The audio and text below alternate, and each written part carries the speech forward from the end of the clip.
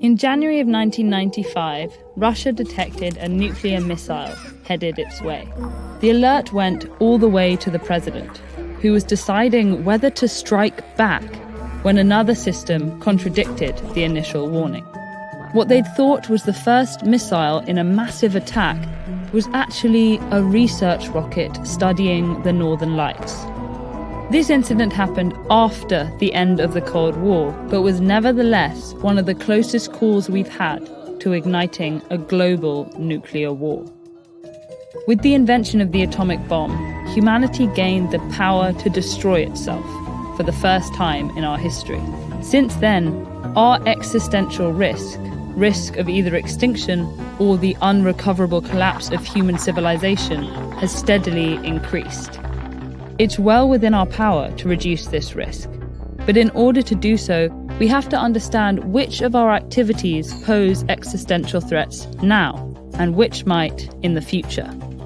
So far, our species has survived 2,000 centuries, each with some extinction risk from natural causes, asteroid impacts, supervolcanoes, and the like. Assessing existential risk is an inherently uncertain business, because usually, when we try to figure out how likely something is, we check how often it's happened before. But the complete destruction of humanity has never happened before. While there's no perfect method to determine our risk from natural threats, experts estimate it's about 1 in 10,000 per century. Nuclear weapons were our first addition to that baseline. While there are many risks associated with nuclear weapons, the existential risk comes from the possibility of a global nuclear war that leads to a nuclear winter, where soot from burning cities blocks out the sun for years, causing the crops that humanity depends on to fail. We haven't had a nuclear war yet, but our track record is too short to tell if they are inherently unlikely or we've simply been lucky. We also can't say for sure whether a global nuclear war would cause a nuclear winter so severe it would pose an existential threat to humanity. The next major addition to our existential risk was climate change. Like nuclear war, climate change could result in a lot of terrible scenarios that we should be working hard to avoid, but that would stop short of causing extinction or unrecoverable collapse. We expect a few degrees Celsius of warming, but can't yet completely rule out 6 or even 10 degrees, which would cause a calamity of possibly unprecedented proportions. Even in this worst-case scenario, it's not clear whether warming would pose a direct existential risk, but the disruption it would cause would likely make us more vulnerable to other existential risks. The greatest risks may come from technologies that are still emerging. Take engineered pandemics. The biggest catastrophes in human history have been from pandemics.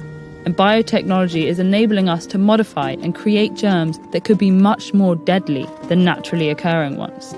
Such germs could cause pandemics through biowarfare and research accidents, decreased costs of genome sequencing and modification, along with increased availability of potentially dangerous information, like the published genomes of deadly viruses, also increase the number of people and groups who could potentially create such pathogens.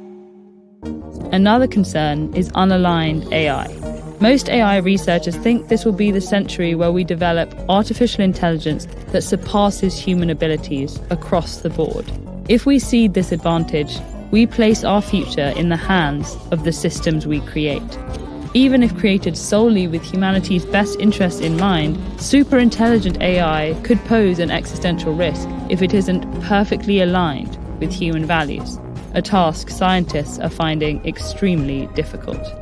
Based on what we know at this point, some experts estimate the anthropogenic existential risk is more than 100 times higher than the background rate of natural risk. But these odds depend heavily on human choices, because most of the risk is from human action and it's within human control. If we treat safeguarding humanity's future as the defining issue of our time, we can reduce this risk. Whether humanity fulfills its potential or not is in our hands.